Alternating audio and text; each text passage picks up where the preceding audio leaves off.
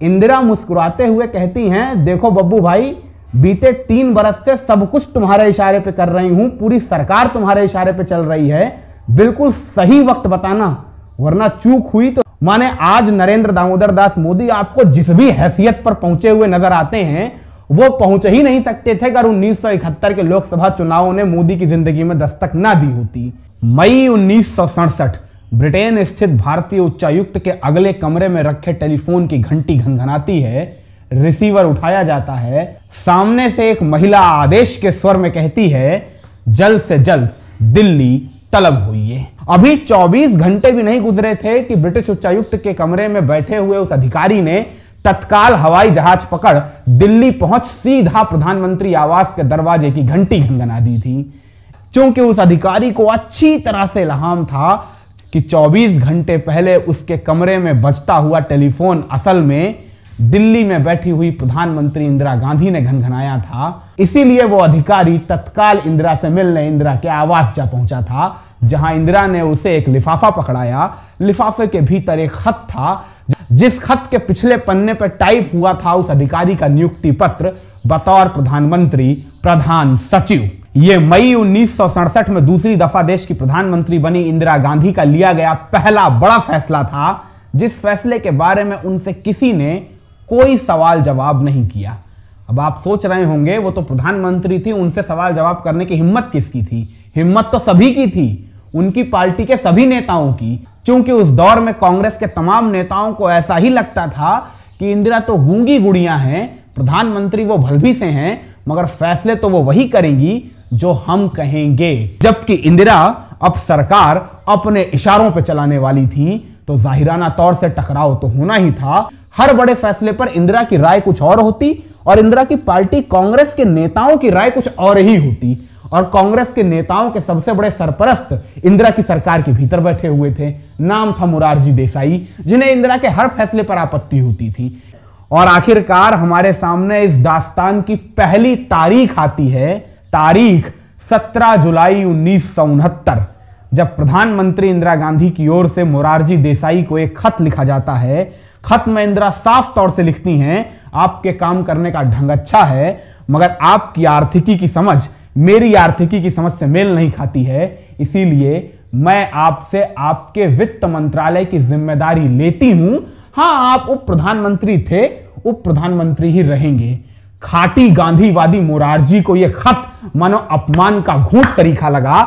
इंदर मल्होत्रा अपनी आंखों देखा वाकया दर्ज करते हैं कि मोरारजी ने इसके जवाब में प्रधानमंत्री इंदिरा गांधी को खत लिखा कि आप तो मेरी चपरासी से भी बदतर बेइज्जती कर रही हैं, मुझसे वित्त मंत्रालय का हक छीनकर मुझे ये उप प्रधानमंत्री का प्रसाद दे रही हैं, मुझे आपका पद नहीं चाहिए। ऐसा बोल मोरारजी इंदिरा की सरकार से तो दूर हो गए थे, मगर यह तो वो था जो मोरारजी के लब बयां कर रहे थे, मगर मोरारजी का दिल तो कुछ और ही कह रहा था।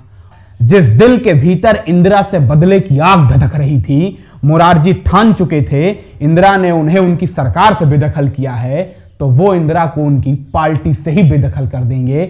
और फिर देखते हैं कैसे रहेगा प्रधानमंत्री का पद उनके पास। मगर जब तलक मोरारजी ऐसा कुछ सोच पाते, तब तलक 19 जुलाई 1969 के रोज रात 8 बजे प्रधानमंत्री इंदिरा गांधी का एक भाषण आकाशवाणी पर देश भर में प्रचारित हो जाता है। मेरे प्यारे भाई बहनों, आज से देश के 14 सबसे बड़े बैंक राष्ट्रीयकृत किए जाते हैं, यानी 14 सबसे बड़े बैंकों का राष्ट्रीयकरण किया जाता है। साफ तौर से यह इंदिरा का एक तरफा लिया फैसला नजर आ रहा था, तो कांग्रेस के तमाम नेता एक सुर से इंदिरा के खिलाफ लामबंद हो गए। देश भर के भीतर कांग्रेस की ही कार्य समितियों के भीतर इंदिरा के इस फैसले की मुखालफत शुरू हो गई।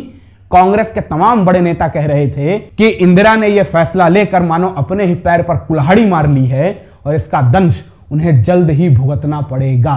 फिर क्या होता है, एक नई तारीख सामने आती है, 12 नवंबर 1969, जिस रोज प्रधानमंत्री इंदिरा गांधी को उन्हीं की कांग्रेस पार्टी के भीतर से अनुशासनहीनता का आरोप लगाते हुए निष्कासित कर दिया गया। यकीनन इस फैसले की पटकथा तो बीते 6 महीनों से लिखी जा रही थी, मगर इसकी तात्कालिक वजह बनी थी एक मौत भारत के तीसरे राष्ट्रपति डॉक्टर जाकिर हुसैन की, जिसके बाद बारी नए राष्ट्रपति पद के चुनाव की थी। तो कांग्रेस पार्टी के बड़े नेताओं ने बगैर प्रधानमंत्री इंदिरा गांधी को सूचित किए अपना राष्ट्रपति पद का प्रत्याशी घोषित कर दिया, नीलम संजीव रेड्डी। जब प्रधानमंत्री इंदिरा गांधी को इस बाबत सूचना मिली तो निश्चित रूप से उन्हें ऐसा भान हुआ कि उनका अपमान हुआ है। वर्चस्व की लड़ाई तो चल ही रही थी, तो इंदिरा ने अपनी पार्टी के नेताओं के जवाब में एक निर्दलीय प्रत्याशी वीवी गिरी को समर्थन दे दिया। फिर क्या हुआ? कांग्रेस संगठन के राष्ट्रपति पद के प्रत्याशी नीलम संजीव रेड्डी कहां लुप्त हो गए, किसी को इल्हाम ही ना हुआ, और प्रधानमंत्री इंदिरा गांधी द्वारा समर्थित निर्दलीय प्रत्याशी वीवी गिरी देश के महामहिम राष्ट्रपति के पद पर आसीन हो गए। देश भर को लगा इंदिरा ने अपनी पार्टी के नेताओं को पटखनी दे दी, मगर कांग्रेस के नेताओं को अभी भी यकीन था कि आखिरी बाजी तो उन्हीं के हाथ में आएगी, क्योंकि जब बारी फ्लोर पर बहुमत साबित करने की आएगी तो कांग्रेस पार्टी के द्वारा निष्कासित प्रधानमंत्री इंदिरा गांधी के पास कोई रास्ता तो होगा नहीं। यही सोचकर कांग्रेस के तमाम नेता मंद मंद मुस्कुरा रहे थे, मगर तभी अचानक प्रधानमंत्री इंदिरा गांधी के आवास पर कांग्रेस का राष्ट्रीय अधिवेशन बुला लिया जाता है। कांग्रेस के इन नेताओं को समझ नहीं आया कि जब कांग्रेस पार्टी से निष्कासित कर दी गई है इंदिरा, तो किसके भरोसे प्रधानमंत्री इंदिरा गांधी ने भारतीय राष्ट्रीय कांग्रेस का राष्ट्रीय अधिवेशन आयोजित कर लिया है। मगर 4 घंटे गुजरते गुजरते इन नेताओं को इल्हाम हो गया कि किस किस के भरोसे प्रधानमंत्री इंदिरा गांधी ने अपने आवास पर कांग्रेस का राष्ट्रीय अधिवेशन आयोजित कराया है। क्योंकि शाम होते होते प्रधानमंत्री इंदिरा गांधी के आवास पर कांग्रेस की राष्ट्रीय कार्य समिति के 750 से ज्यादा सदस्यों में से 452 सदस्य अपनी हाजिरी लगा चुके थे, यानी आधी से ज्यादा कांग्रेस की राष्ट्रीय समिति इंदिरा गांधी के समर्थन पर मुहर लगा चुकी थी।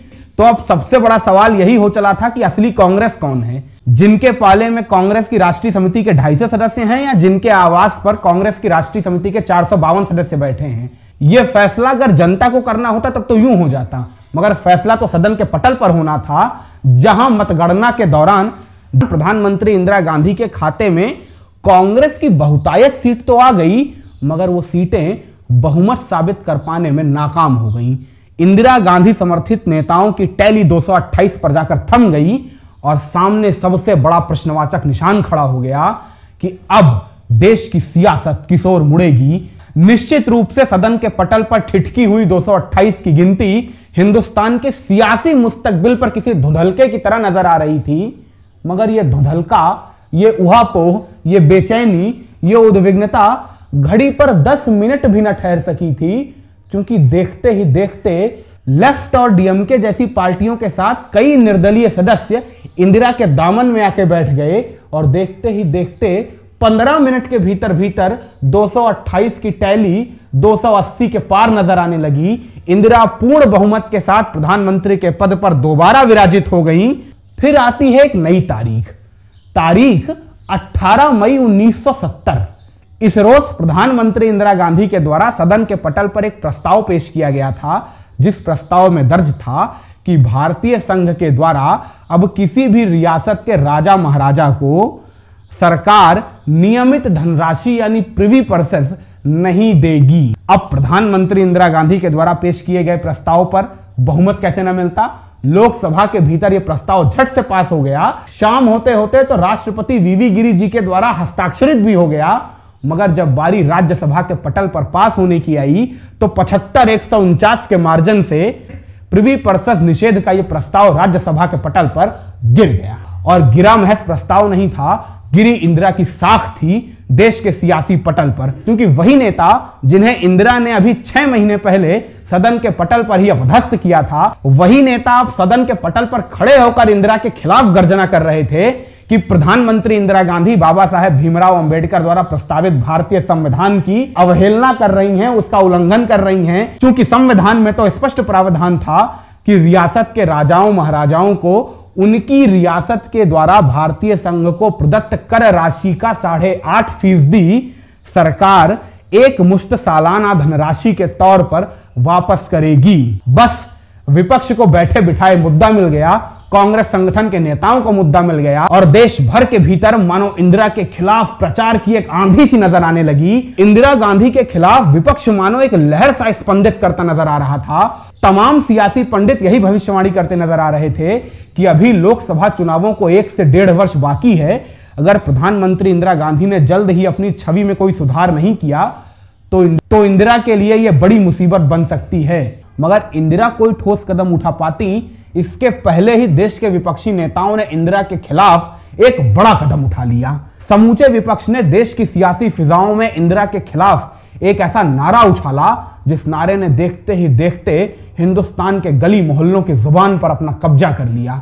नारा था, इंदिरा हटाओ, देश बचाओ।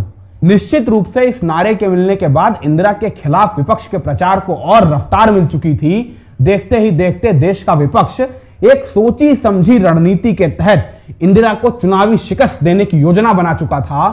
मगर इसी बीच एक शाम इंदिरा के आवास पर लगा टेलीफोन घनघनाता है।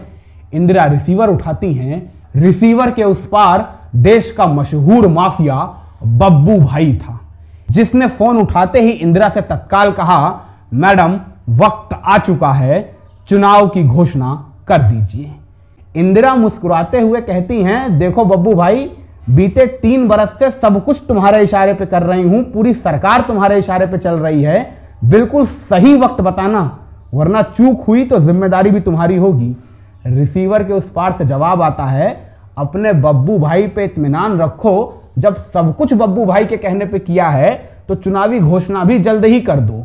अगला रोज आता है और इंदिरा गांधी पूरे देश को सदमे में डालते हुए ऐलान करती हैं कि हमारी सरकार लोकसभा चुनावों की नियमित तारीख से 1.5 बरस पहले ही चुनावों में जा रही है। हम अभी ही सरकार से इस्तीफा देते हैं और जो चुनाव बरस 1972 में होने थे वो चुनाव अब इसी बरस यानी बरस 1971 में होंगे। ज्यों ही देश की प्रधानमंत्री इंदिरा गांधी की ओर से यह ऐलान किया गया, समूचे देश की सियासत में भूचाल आ गया। किसी को कुछ समझ नहीं आ रहा था इंदिरा ने यह निर्णय क्यों लिया, कैसे लिया, किसके कहने पे लिया, कब लेने का सोचा, और शायद यही तो चाहती थी इंदिरा और इंदिरा का वो साथी यानी बब्बू भाई।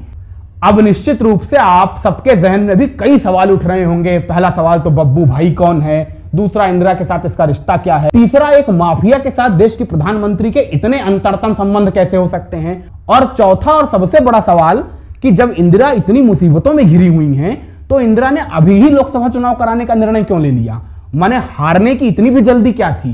तो तैयार हो जाइए अपने एक एक सवाल का जवाब जानने के लिए। सबसे पहला सवाल, ये बब्बू भाई कौन है? तो बब्बू भाई इंदिरा के पति फिरोज गांधी के दोस्त हुआ करते थे, जिनसे इंदिरा की मुलाकात लंदन में हुई थी। बाद में देश की आजादी के बाद इंदिरा भारत लौट प्रधानमंत्री पंडित जवाहरलाल नेहरू की मदद करने लगी थी और उधर वो हमारे बब्बू भाई भारतीय विदेश सेवा की परीक्षा उत्तीर्ण कर ब्रिटेन स्थित भारतीय उच्चायुक्त में नौकरी करने लगे थे। आहिस्ता आहिस्ता वक्त गुजरता गया, इंदिरा सियासत में व्यस्त होती गई और उधर बब्बू भाई अपनी नौकरी में व्यस्त होते चले गए। दोनों के बीच दशकों मुलाकात नहीं हुई थी, मगर बरस 1966 में जब इंदिरा को अमेरिका की आधिकारिक यात्रा करनी थी, तब इंदिरा को सहायता प्रदान करने के लिए ब्रिटेन स्थित भारतीय उच्चायुक्त ने अपने कुछ अधिकारियों का बेड़ा इंदिरा के साथ अमेरिका रवाना किया। तो हवाई जहाज में इंदिरा ने बब्बू भाई को अपने सामने खड़ा पाया। पुरानी यादें ताजा हो गई। इंदिरा और बब्बू भाई के बीच की मुलाकातों ने आहिस्ता आहिस्ता दोस्ती का रूप धर लिया। आपको और बेहतरी से समझाना हो तो ये वही बब्बू भाई हैं जिनसे हमारी आज की कहानी की शुरुआत हुई थी। यानी इंदिरा गांधी ने ब्रिटेन स्थित भारतीय उच्चायुक्त में फोन लगाया था, उस अधिकारी ने फोन उठाया था, फिर वो इंदिरा के आवास जा पहुंचा था। वो अधिकारी ये बब्बू भाई ही थे, जिनका असली नाम प्रेम नारायण हक्सर था, यानी पीएन हक्सर। अब ये तो हम आपको मुलाकात की शुरुआत में ही बता चुके हैं कि बरस 1967 में प्रधानमंत्री बनने के बाद इंदिरा ने सबसे पहला निर्णय इन्हीं बब्बू भाई को अपना प्रधान सचिव बना के किया था। तो यहां तक आपको बब्बू भाई और इंदिरा का कनेक्शन तो समझ आ गया होगा। अब बारी है उत्तर देने की सबसे बड़े सवाल की कि आखिर इतनी मुसीबत के दौर में इंदिरा 1.5 बरस पहले ही लोकसभा चुनाव कराने को क्यों राजी हुई। पहली बात तो 1 बरस पहले चुनाव कराने का निर्णय इंदिरा का नहीं था, बब्बू भाई का था। हाँ, इंदिरा ने लिया जरूर, क्योंकि इंदिरा बीते 4 बरस से वही निर्णय कर रही थी जो उनसे बब्बू भाई करने को कह रहे थे। यानी बब्बू भाई ने ही कहा था बैंकों का राष्ट्रीयकरण करने के लिए, बब्बू भाई ने ही कहा था राष्ट्रपति चुनाव के मसले पर कांग्रेस को दो फाड़ करने के लिए, और बब्बू भाई ने ही कहा था प्रिवी पर्सेस को खत्म करने के लिए। अब आप सबके जहन में आ रहा होगा तो इन्हीं 3 फैसलों की वजह से तो इंदिरा इतनी बड़ी मुसीबत में फंसी हुई थी। ठहरिए ठहरिए ठहरिए, असल में इंदिरा मुसीबत में नहीं फंसी हुई थी। देश के विपक्ष को ऐसा मुगालता था कि इंदिरा मुसीबत में फंसी हुई हैं। अब एक एक कर इन फैसलों की तस्वीरें बब्बू भाई की नजर से समझने की कोशिश करिए। सबसे पहला फैसला, बैंकों के राष्ट्रीयकरण का फैसला। इससे क्या हुआ, देश की गरीब जनता को ऐसा लगा कि एक ऐसा नेता आया है जो हमारे खाते बैंक में खुलवाने के लिए इन निजी बैंक के धन्ना सेठों को किनारे कर रहा है और बैंक हमारे लिए खुलवा रहा है। यानी इंदिरा की छवि गरीब आदमी के नेता की बनी। और दूसरी तरफ ठीक उसी वक्त बब्बू भाई के ही इशारे पर इंदिरा ने मोरारजी को सत्ता से बाहर कर दिया था, जिससे खुन्नस खाए मोरारजी ने इंदिरा की मुखालफत कर दी। यानी देश भर के भीतर मोरारजी की तस्वीर बन गई कि अच्छा लगता है ये इंदिरा जी से इसीलिए नाराज हैं क्योंकि इंदिरा ने बैंकों का राष्ट्रीयकरण किया। यानी मोरारजी भाई अमीरों के साथी सिद्ध हो गए और इंदिरा गरीबों की नेता सिद्ध हो गई। यानी एक तीर से दो शिकार, इंदिरा बन गई गरीबों की नेता और मोरारजी देसाई सरीखे बड़े बुजुर्ग नेताओं की नैतिकता पर लग गया बट्टा। फिर आता है दूसरा बड़ा फैसला, बब्बू भाई के इशारे पर इंदिरा लगातार ऐसे क्रियाकलाप कर रही थी जिससे तंग आकर कांग्रेस के ये बड़े बुजुर्ग नेता खुद इंदिरा को पार्टी से निष्कासित कर दें। हुआ भी वही, 12 नवंबर के रोज इंदिरा को पार्टी से निष्कासित कर दिया गया। देश भर के भीतर माहौल चला गया कि देखो इंदिरा ने हमारे हक की बात की, गरीबों के लिए बैंक खुलवाए, तो इन लोगों ने इंदिरा को ही पार्टी से बाहर निकाल दिया। यानी नैतिकता पे बट्टा और लगा। इंदिरा ने अपनी शक्ति से पार्टी भी तोड़ी और सरकार भी बचा ली। तो गरीबों को लगा नहीं नहीं, हमारी नेता महज दिल की अच्छी नहीं है, शक्तिशाली भी हैं, यानी अपने बूते सरकार भी चला सकती हैं। तो इंदिरा की मजबूत छवि बनी और इन बुजुर्ग नेताओं की सियासी क्षमताओं पे भी सवालिया निशान लग गए। तो बरस 1970 आते आते इंदिरा का सरकार पर भी पूर्ण आधिपत्य स्थापित हो गया और संगठन के भीतर भी। और जो रही सही कसर आगामी लोकसभा चुनावों को लेकर रह गई थी, उसी यज्ञ में पूर्णाहुति करने के लिए ये बब्बू भाई का ही दिमाग कि इंदिरा 18 मई 1970 के रोज सदन के पटल पर प्रिवी प्रोसेस को खत्म करने का अध्यादेश प्रस्तावित करें। बब्बू भाई को भी इल्हाम था सदन के भीतर यह प्रस्ताव गिरेगा ही गिरेगा, मगर बब्बू भाई ने इंदिरा को प्रस्तावित करने के लिए इसलिए कहा ताकि देश भर के भीतर यह संदेश चला जाए कि देखो इंदिरा गरीबों के लिए इन राजाओं महाराजाओं से भिड़ रही है और ये सारे नेता राजा महाराजाओं के साथ खड़े हैं। यानी एक झटके में इंदिरा बन गई गरीबों की मसीहा और बाकी समूचा विपक्ष बन गया अमीरों का खैरखा। निश्चित रूप से इंदिरा के इन फैसलों के चलते देश के बड़े अमीर राजघराने इंदिरा के खिलाफ हो चुके थे।